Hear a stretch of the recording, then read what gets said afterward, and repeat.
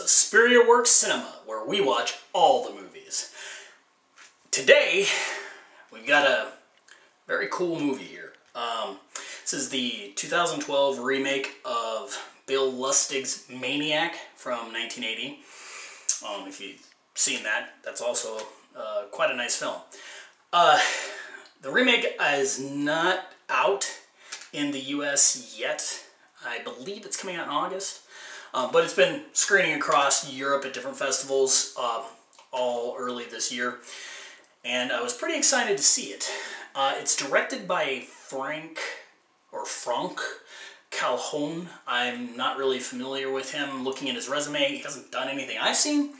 But it was also in part written and produced by Elija, and Bill Lustig himself was on set advising for the entire movie. So, you know, I had a little hope. What are they going to do with this? Maniac was Lustig's first film, very low budget. Joe Spinell wrote it and plays the Maniac. He's great. The psychological depth that it goes to the original one is fantastic. We'll address that later. I'll be doing a director series on Bill Lustig himself also. So, let's get to the new one. Saw the trailers sometime mid-last year with Elijah Wood playing the Maniac. I gotta say, when I first saw the trailer, I was immediately hooked. Prior to that, I wasn't sure, you know, how would Elijah Wood come off as a serial killer. He was kind of cool in Sin City, so I wasn't negative to begin with. And I'm not really for remakes. I think they're kind of stupid. What they did here is, it is a remake, but it's a reimagining also, but a completely different take. The entire movie is told through the Maniac's point of view. Every shot is through his eyes. Now, you don't get that shaky, it's not a shaky cam POV, it's very artistically done. You've still got dolly tracks, you've got nice, smooth shots, but it's all the POV of Elijah Wood. You see everything as he sees it, which also gives some great surreal moments where, are you in reality or fantasy? You know he's insane from the get-go, but it's exciting to see his character progress, see him go through his own psychosis, what motivates him. You know, also the gore is hardcore. There's some nice gore in this. It's brutal, vicious, and Elijah plays it up. He looks mean, he looks nasty. You know, he's got that perfect psychotic look in his eyes. When he kills him, it's a mixture of lust and murder at the same time. I can't praise Elijah Wood enough for his role in this. He is creepy. And if you like Elijah Wood and you want to see great acting, watch it. He's fantastic. The story is, I don't really need to say spoilers. I mean, the story is about Elijah Wood. He is a mannequin restoration artist, and it's about his mental psychosis, where he deals with past trauma and how that relates to him today and his relationship with women. It's, you know, at its heart, I guess you could say it's a slasher, but it has a lot more to offer than a typical slasher. You have the surreal visions he has, the character development between him and the different people he meets is very exciting. Nora Arnezeder plays the character of Anna, who this is the one he actually establishes a relationship with. Again, that's not really a spoiler, it's fairly obvious. And Elijah Wood's character, Frank, meets with her. And the way their relationship grows and to see them interact is interesting. It adds something that you're not going to get in a typical slasher. And how it all plays out, it's a very exciting movie because you feel like you're going through him. And Elijah's delivery, the way he speaks the lines, he always has this level of tension in every word where it oozes with rage and passion. At any moment, you know he's going to just blow up and kill somebody, you know?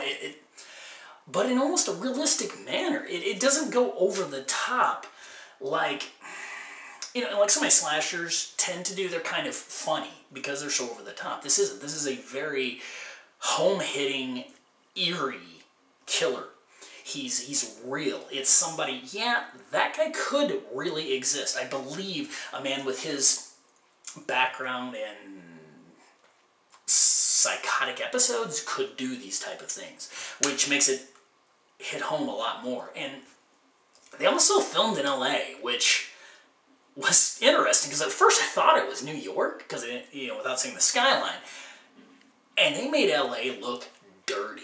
It looks grimy, seedy, and dirty. And if you've ever been to LA at night, it looks like that. But you never see that in most movies. You see the much more pretty palm tree LA. So I like how they took LA and they made it look just dark, evil, and menacing. And they also use the opposite in a couple scenes to convey that brighter mood, and it works perfectly. It was very easy. It's very easy to do there. You've got beautiful palm trees in the sun, so it creates a nice polarity between the dark and the light of the film. If you've seen the original, the really famous scene from the original movie is not recreated in this one. And I liked that. I was a little worried they were going to try to do it, and the scene is so good that remaking it just doesn't make sense. So they take the character in a little bit of a different pattern. So if you've seen the original, this is still going to be new to you. It's going to be it's a completely different telling of the same type of story.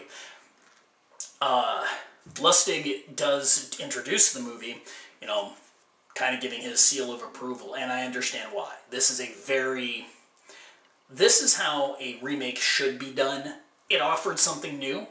You use the same principle and the same concept, but you're giving me something completely new and interesting, but still good. So, yeah, I'm going to come down and say I highly recommend this movie. I would give it definitely a solid 9 out of 10. Let's go with a 9 out of 10. So, I watched this on the German Blu-ray from Cinema Extreme. This is not the one you would get from Amazon Germany. Do not order that version. It is cut. If you need to get it, order it through an Austrian reseller like DTM or online. I believe it'll also be out in France soon, and I'm sure it'll come out in the States eventually. Unfortunately, the Blu-ray is Region B locked. If you do not have a Region free player, you're not going to be able to play it. That said, the Blu-ray is absolutely beautiful. It has English and German lossless audio. The extras, kind of skimpy. You get the trailer. You get 4 sets of interviews with different actors in the movie. Kind of interesting. But nothing over the top. I would have liked to see a little more making of or something like that in there. But it was nice to hear the actors' thoughts, especially Elijah Wood, on why he took the role and what he felt he could bring to it. So it's pretty cool. So for the media release, I'm going to go ahead and give this a 9 out of 10. I have no real criticisms on the video or audio. They're both fantastic. Extras need to be a little more beefed up to get up to a 10. But it's a slick looking case. I love the German black Blu-ray cases. And it's worth the price just to see the movie earlier rather than later. This is a great film. Again, highly recommended. Check it out. So, I hope you enjoyed this review, and be sure to like it, share, subscribe to our channel, and we'll see you next time here at Movie Mayhem.